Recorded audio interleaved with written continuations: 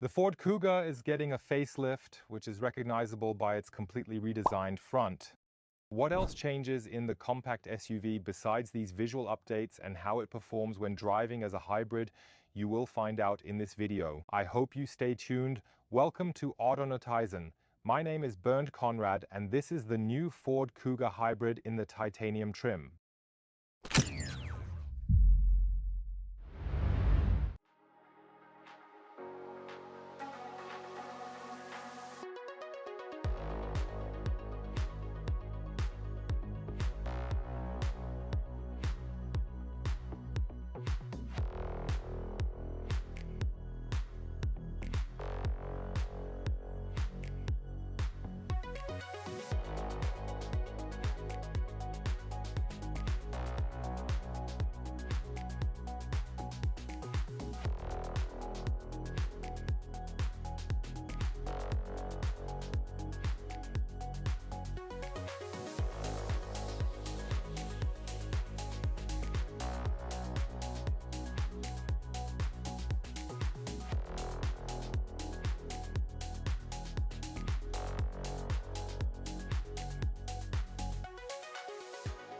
The third generation of the Ford Kuga was introduced in 2019 and finally made it to the market in spring 2020, right during the corona pandemic. But that didn't harm the success of the compact SUV.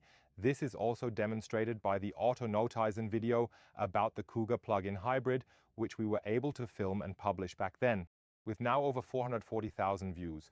Already one of the most watched videos here on the channel. Thanks to everyone who watched. If you like, you can take another look and see what he's been up to these days and check out his recent accomplishments. This is the facelift of the Ford Kuga. It's just starting to arrive at the local dealerships and is hitting the streets now. In the summer of 2024, the Kuga will have a redesigned front, which isn't a surprise since the Ford Escape in the USA is almost identical. This gives a clear idea of what to expect in terms of design updates and improvements.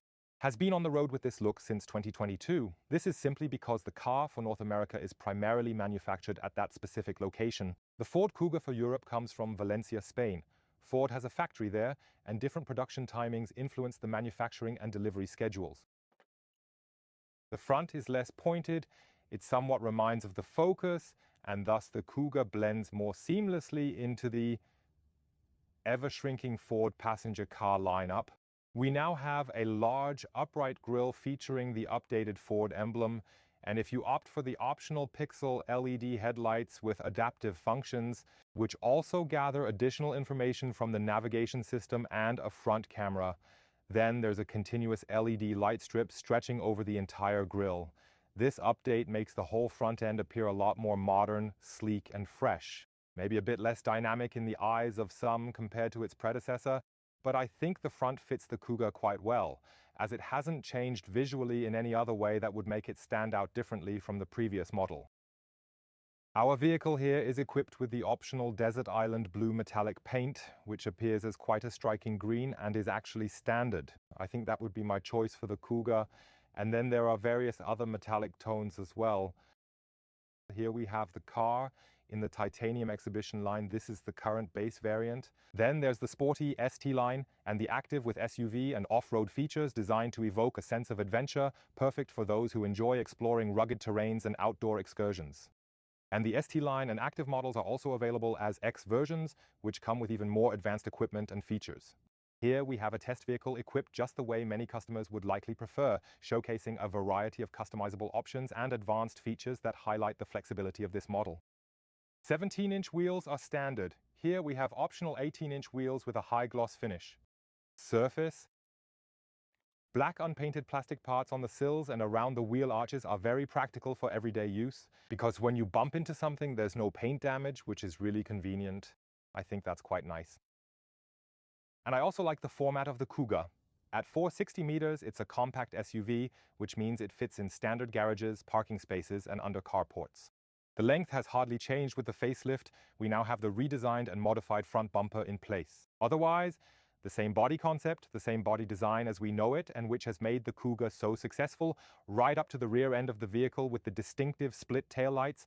Then when we look more closely, we see here as a hint to the engine type, a small badge that clearly says hybrid, letting us know that this model features hybrid technology. AWD, and now I'll talk about the different drivetrains of the Ford Kuga and discuss their features and advantages. Diesel engines are no longer available with the facelift. They've been dropped from the program, and you can choose from 3 powertrains. The basic version is equipped with the 1.5 EcoBoost petrol engine, which offers an output of 110 kilodolars or 150 HP. It is combined with a manual 6-speed gearbox and drives the front wheels. As the top model, there's the plug-in hybrid, externally rechargeable with 243 horsepower, continuous CVT automatic transmission and front-wheel drive. And in between, he parks here. This is the Kuga hybrid, a full hybrid, meaning a hybrid with a relatively small battery that cannot, must not, should not be charged externally, but instead gets its energy through recuperation while driving. It has a 2.5-liter engine just like the plug-in hybrid, which boasts 152 horsepower. And then there's an electric motor, the front-wheel drive variant. It has a system output of 132 kilodolars or 180 horsepower. And here we've got the all-wheel drive model. It is also the only Kuga that is available with all-wheel drive. That one has a stronger electric motor, 129 to 122 HP in the front drive version. And the system performance of this full hybrid thus increases to 135 kilodolars or 183 HP. There are some forum posts, conversations and speculations suggesting that this is a Toyota hybrid drivetrain because all the parameters match: 2.5 liters displacement, naturally aspirated, which we know from, for instance, the Toyota RAV4. It is also a power split hybrid drive based on Toyota patents coming from the Japanese supplier, but it is not Toyota drive technology in here. You can also see this in the all-wheel drive variants of the RAV4, where there's another motor on the rear axle, an electric motor. And Ford activates the all-wheel drive function with these engines doubly, consisting of 1 combustion engine and 1 electric motor. But we also have the rather large 2.5-liter gasoline engine here. That can ensure a considerable amount of confidence. Many other hybrids, there are quite a few already in the market, which count as competitors here, like a Hyundai Tucson or Kia Sportage. They have 1.6 liters of engine displacement. Then there's the Honda CR-V with a 2-liter engine, to name a few. The luggage compartment of the Kuga hybrid holds somewhere between 395 and 536 liters. Why do I mention this range at this point, you might wonder? There is the possibility to manually slide the rear seat bench lengthwise in its Bau 1.25 division. If I now move both parts as far forward as possible, then I have this larger cargo space. I'm pushing it back again because such an SUV should of course also serve as a family car. In addition to the 395 liters, the storage compartment includes the basement section. Then we see here the battery space, and in the pure combustion model, there is no battery here, so it has 412 liters of loading volume. I can lift the floor and then lower it back down here. We've got lashing eyes back here, also solid metal eyes, and here a side panel. Unfortunately, there is no carpet lining here, just some scratch-sensitive plastic material instead. The luggage compartment cover conveniently hangs in the tailgate, so it's definitely not in the way when I want to load my items here. On the left side, there's a convenient hook designed for hanging a shopping bag securely. A 12-volt socket and, for an additional charge, a special button. If I press it twice, the tow bar smoothly and electrically extends out from its hidden position under the bumper, making it immediately ready for use. Regarding towing capacity, the Kuga truly has an advantage on its side. When combined with all-wheel drive, the hybrid model can tow up to 2.1 tons quite effortlessly. That's really a lot because we know many other hybrid models, full hybrids in the SUV segment, that hit their limit at around 750 kilos because the electric drive motor needs to be protected accordingly. This is definitely an advantage and also a benefit of the all-wheel drive model compared to the front-wheel drive version. 1600 kilo does pretty well too, but those extra 500 kilo, you definitely come to appreciate that when you really and truly need it. Just as electrically as it extends out, it smoothly retracts back under pressure. The trailer hitch, and now I'm manually getting inside the car. We're about to start the seat test.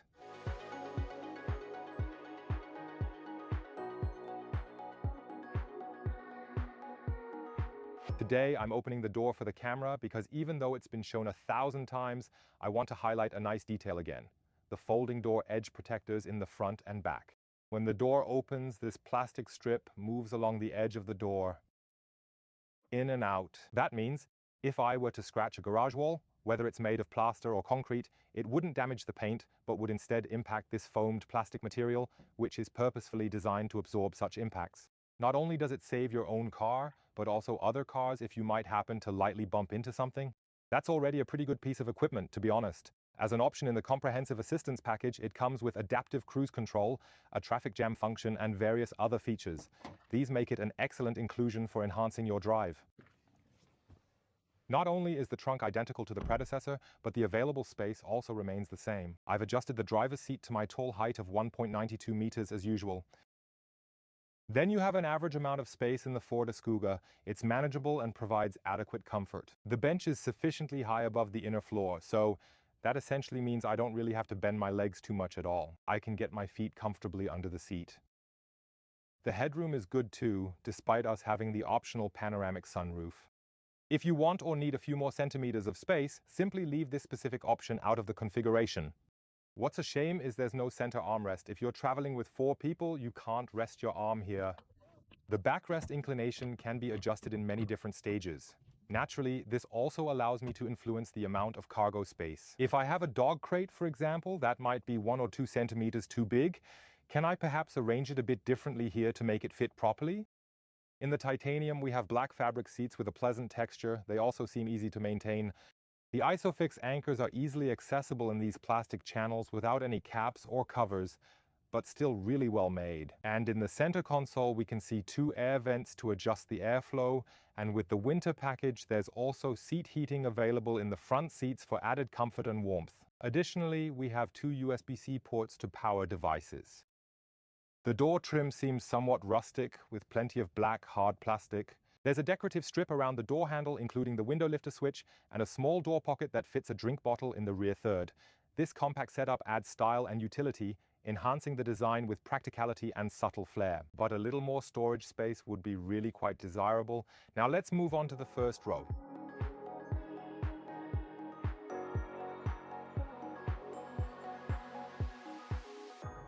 The space available in the front row remains equally generous.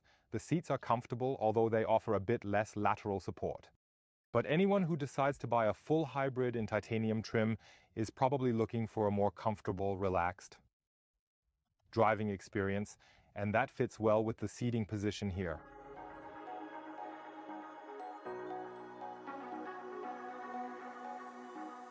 The cockpit shows slight changes with the facelift. We have a new large 13.2-inch infotainment display with the sync system mentioned earlier. It's always online with an integrated 5G module ensuring constant connectivity. Hence, there's a double shark fin antenna on the roof and through this. Online feature, the navigation system is always up to date. Additionally, there's the trailer assistant, which can also plan a route, for example, without tight curves and hairpin turns. That's actually quite practical and convenient. With the large display, the climate control has become a bit more digitalized. We can clearly see that the control module down here has been modified, as functions like temperature and airflow adjustments, which used to be separate, are now conveniently placed in a unified bar at the bottom of the touchscreen display, making it easier and more intuitive to use while driving. Here you'll also find the seat heating for the front seats, 3 levels, or I can control them here via this. Activate the virtual sliders and also the windshield heating, which is a convenient part of the winter package, and it can also be easily activated right here with just a simple single touch. Here there is a small split screen function allowing me to display the onboard computer, music information, and for example always have the navigation map available while navigating through various functions. Here we also see, for instance, the trailer function I just mentioned, where I can easily adjust a wide variety of different and specific parameters to suit my needs. I can configure the driving modes here, but unfortunately only through the touchscreen, which is less convenient than using physical controls. And then there's also the option to display the energy flow while you are actually driving along. I'll do that right away using the home button, and then after that, I'll come back here again. And you can also mirror your smartphone content via Apple CarPlay or Android Auto, ensuring easy access.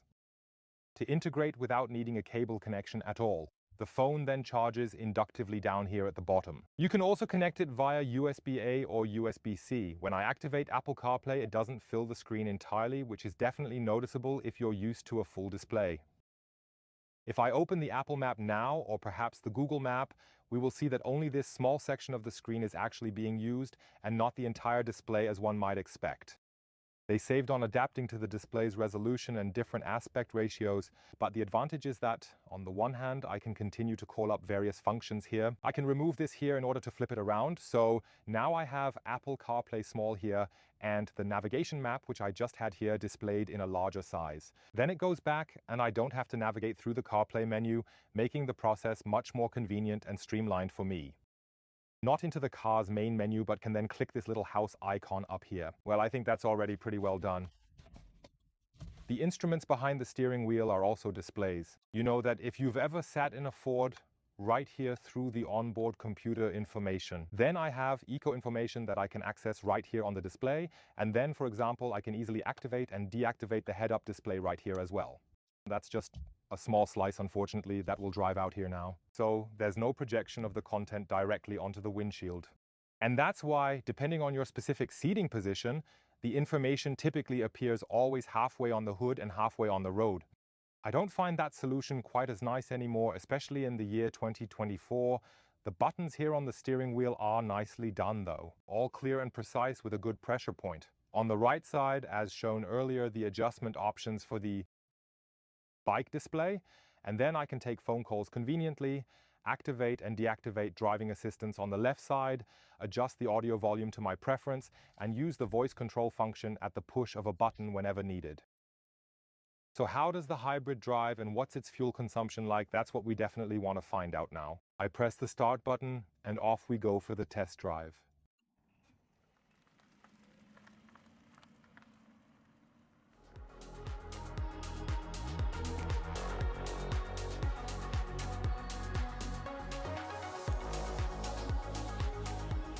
If you don't go too crazy on the gas pedal, you should manage to drive electrically within the city areas. Mostly, around 50 to 60% of the journey is actually completed purely with the power of electrons. The battery has a capacity of 1.1 kilowatt hours, and you can see in the energy flow display that it is charged during coasting or braking, which it then provides back to the electric motor. If I press harder on the pedal, the combustion engine also kicks in to assist the electric motor. Both the internal combustion engine and the electric motor, or just the internal combustion engine, can drive the wheels. This is a power split hybrid drive system. The power distribution is managed in real time by a continuously variable transmission mechanism. If I now drive without a combustion engine, we get a quiet electric drive. And when the gasoline engine eventually kicks in, you can sometimes hear it quite loudly. This works especially well during strong acceleration because EVT raises the RPM to match the engine's power output, ensuring smooth and efficient power delivery during acceleration. But with that, the car is also quite fast. As an all-wheel drive model, it accelerates from 0 to 100 in just 8.3 seconds, which is a bit quicker than the front-wheel drive version due to improved traction and handling capabilities. And the top speed is an unusual 196 km/h for a hybrid. It doesn't get capped at 170 or 180 km/h, which is impressive. Of course, this is now relevant for German highways. In everyday driving with intercity traffic, country roads, and in the city, the performance is more than sufficient. And besides that, you can also be quite economical. In pure city traffic, you can get close to using just 5 liters and mostly drive electrically. And here, in the typical commuter day routine that I've shown during the test period, it's a bit over 6 liters. With that, the test vehicle comfortably falls within the range of the WLTP standard consumption. The suspension tuning is quite comfortable. We have a slightly firm baseline, which isn't uncomfortable but actually indicates that the car can corner sharply when needed, providing confidence in tight turns and agility in different driving conditions. And with that, the Kuga is indeed a typical Ford, because the folks in Cologne have always been well known for being able to achieve quite remarkably agile and impressive chassis tuning. This also applies to the steering, so everything is nicely and precisely tuned, and it is really enjoyable, whether you're quickly driving to the office or going shopping on short trips. But also on longer distances, the seat padding fits well and offers support, so overall it's a nice, comfortable package here. And then, if you like, you can take the curve a bit more sharply here for a thrilling driving experience.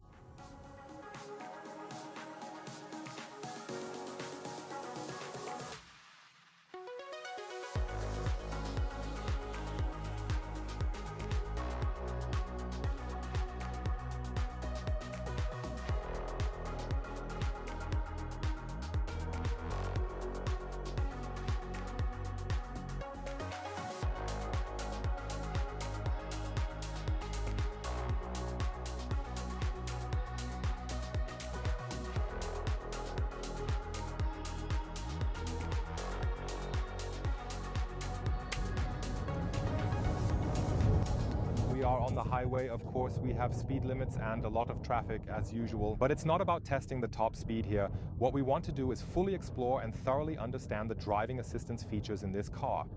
With a press of a button on the steering wheel, the adaptive cruise control is activated, which, by the way, also functions as traffic jam assist since the facelift with the option package. That means the car can stop and start. I can, for instance, control the vehicle more precisely in heavy traffic situations.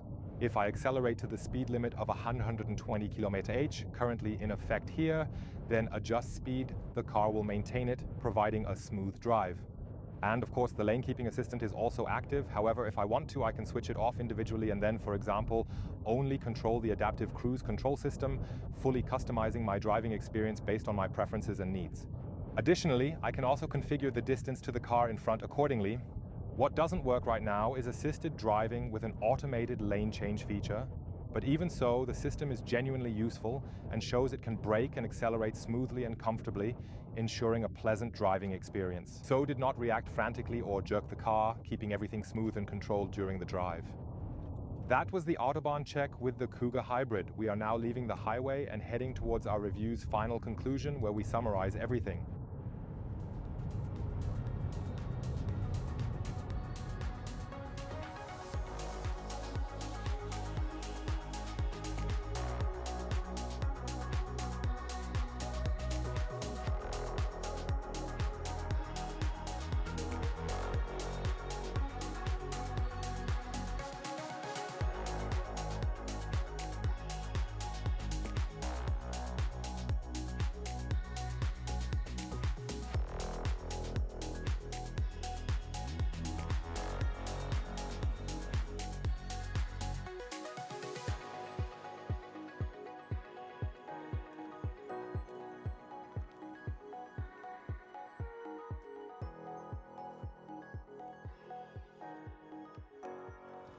The price list for the facelifted Ford Kuga starts at €39,950 for the 150 horsepower gasoline version in titanium trim. This made it €1,400 more expensive compared to the pre-facelift model. The starting price used to be a bit lower though, as the lower tier trim Cool and Connect. They are no longer available with the facelift. I mentioned this earlier, so we have titanium, ST-Line Active and also ST-Line X and Active X. As a full hybrid with all-wheel drive, the titanium costs €46,500. Our test car also includes the assistance package, winter package, the panoramic glass sunroof, and the tow hitch. 18-inch rims and the color in Desert Island Blue Metallic. This costs €1,000 extra, making it the most expensive color option in the program. As it stands here right now, it has a list price of €54,050. One might perhaps say, at first glance, you can't tell that the car is quite expensive. However, it is fully equipped and, in my opinion, makes a very good impression in terms of workmanship and relaxed driving experience. Of course, it's not an athlete, but it does a remarkably good job, quite clear. And then it's in your hands or your right foot how economically you drive. In everyday testing, it's 6.1 liters that I was able to get per 100 kilometers. This means, with the 54-liter tank, you're then able to have quite an impressive range of over 880 kilometers. But if you drive a lot in the city and really play around with the energy flow display, you can get the consumption down to around 5 liters. And then there were days, which I find nice, where you see on the display that you covered more than half of the distance on a typical commuter day in electric mode, making the drive smoother and more efficient. Still, this obviously means that whenever the gasoline engine is running, it's quite thirsty because the fuel consumption still remains just above 5 liters. The facelift introduces a new front, providing it with a slightly more contemporary appearance and a redesigned infotainment system. I think the thing with the air conditioning might not be to everyone's taste, but we do have a few more modern features in here now. And in terms of driver assistance features, the Kuga has made significant strides forward, even though it doesn't necessarily drop everyone's jaw with sheer novelty or cutting-edge tech. And I can imagine that not every Kuga owner exclaims, "Oh, the facelift model is here, I need a brand new car right away," but rather, it fits naturally into the model range as an SUV alternative in the competitive compact segment, doing many things right. However, it isn't the most thrilling or emotionally engaging car on the market. This is my personal opinion, but emotions shouldn't play a significant role in the assessment, to be fair. That's definitely something everyone can and should decide for themselves. How do you personally like the revamped Ford Kuga? I'm looking forward to opinions, comments, and also opinions on the engine. Which one would you choose? I think that the full hybrid is truly a really good solution for people who can't or simply don't want to charge at home or at their workplace. In addition, he is the only Kuga with all-wheel drive, and compared to other hybrids, as I mentioned earlier, he has a significant advantage with a towing capacity of 2,100 kilograms, making him an ideal choice for towing, which will surely sway an even greater number of potential buyers to eventually end up choosing the Ford. More about the car is on Autonotizen.de. I'll link it below. Thanks for watching. Thanks to Andy for the great filming, and see you next time on Autonotizen. Bye.